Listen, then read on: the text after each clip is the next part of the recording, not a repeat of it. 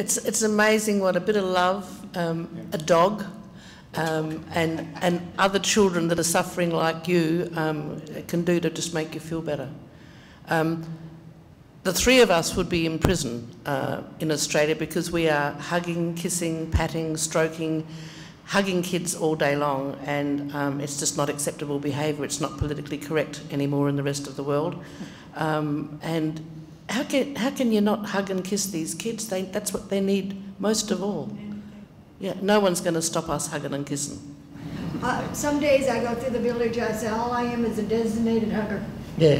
Where you get 240 kids running at you constantly, 24/7, and they just want to hug. They just want to hug. I live about 80 metres from the main centre where I am, and when I go down in the morning, the kids will come up and run up to me, and they're just like that in the morning, you know. What are you going to do? Say, I'm sorry, it's politically incorrect for me to hug you? Yeah. Another question? Yeah. Geraldine and Kathy and John, obviously we can help financially, and Computershares, we've got the whole program here, but as individuals, what would be, you know, I'm sitting here today, as individuals, what's your advice to us as to how, on top of financially, we can personally make a difference? Well, let John say something, but what you could be doing, Computershare is already huge for us, our biggest sponsors. You have friends in the corporate world, you have customers, you have clients you talk to every day. If you feel that you've got a relationship with a customer on the phone or whatever, you could say, hey, Computershare is involved with this wonderful orphanage, we've got a staff giving program.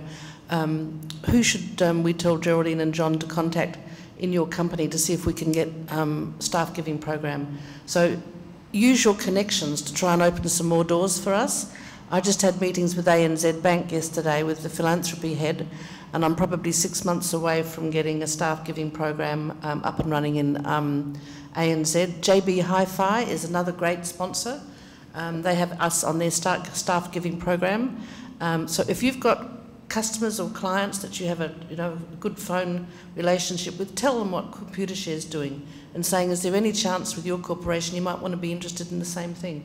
That's something I can think of you could definitely do to help. I don't know what John's got any ideas.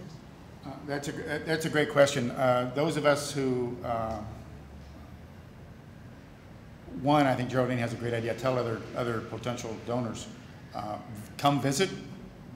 Our place accepts volunteers. Geraldine, because she is so busy raising money and doesn't live on site as much as we do, has a different kind of program. But we do accept volunteers into our program. You can come visit. You can have a relationship one-on-one with a kid. You can recommend to a local school here in Australia, and we have a number of them that come and visit and raise money for us. Our average donation is less than $1,000, you know, and we have to raise $450,000 a year. But Geraldine's sponsorship program, you know, enroll more people in that, or take one on personally besides your staff giving. You know, to give you an idea, the teacher in Cambodia gets $20 a month. The doctor gets $27 a month. You know, so, you know, we talk, it doesn't take a lot of money to do some things in Cambodia. And I wanted to bring up one other thing. Before I did this, I sold stocks and bonds, and I was a financial planner, so I love what you guys do. But, you know, I was the secretary. I married the boss. Kathy married the boss before sexual harassment was against the law. She harassed me, and I paid her. Another little idea that's come into my fundraising head. You all go to a hairdresser, a dentist or a doctor. If you're interested in getting 20 brochures and asking, you know, usually if you ask your hairdresser, your dentist and your doctor, they're happy to put brochures out on the table. So if any of you would like that, I can arrange to get 1,000 brochures sent over to Computershare, and you can go to Barb and say, give me some brochures, and place them, you know, even your butcher, someone that you're friendly with. Hey, do you mind putting up these brochures? That can help a lot too. You know, when you travel and you get your immigration form on the plane, I used to put, when I was in the diplomatic world, I used to put diplomat. When I was in the banking world, I used to put banker. And when I was in Cambodia, I used to put orphanage administrator, fundraiser. Now I put mendicant, which is the old Shakespearean word for a professional beggar, because that's what I do. I'm a beggar. And I've only had one immigration person here at the airport who who admitted he didn't know what the word meant, and he thought it was very strange that I put beggar as my occupation. That's what I am. If I can be politically incorrect, this is very politically incorrect. For those of you who believe in a higher power, you can pray too. We do accept prayer. Yeah. It does work. We wouldn't be doing what we're doing without somebody somewhere That's right. helping us along. Yeah. Because what Geraldine has done is a miracle. What's happened to us is a miracle. Yeah. And there's something behind it. Yeah. So When- whatever faith you belong to. When we opened the orphanage and we had the big ceremony and the Prime Minister came for the day, and it was just hype all day, and we had music, we had dancing, we had speeches, we had bunting, and at the end of the day the kids were all safely and worn out in their beds, and I was too keyed up to go to bed, and I walked around the property and thought, oh, we finally did it. And I had a warm glass of flat champagne in a paper cup. And I went down to the little gazebo that we have there, and I looked back at the project and I thought, I didn't do all this by myself. So I thanked Buddha, I thanked Jesus, I thanked Jehovah, I thanked the Hindu God, I thanked the Sikh God, I thanked all of them, because you can't do this without some supreme power liking what you do and giving you the energy. I can't tell you the energy that's involved with what we do. You can't do it without somebody empowering you.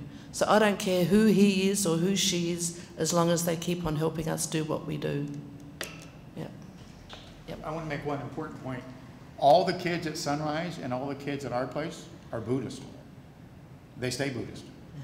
That's important, because there's a whole bunch of groups coming in proselytizing children and changing their religions.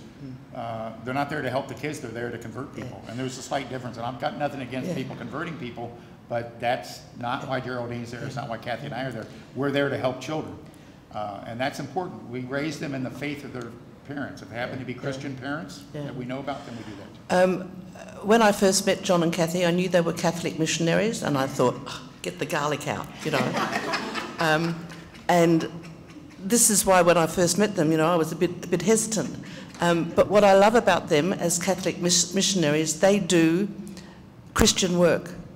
They're not all about making the children Christian. They're still Catholic missionaries and doing God's work, but they're not trying to take the children away from their own culture, and that's why I love them to death. Yeah. Thanks very much. Thank you.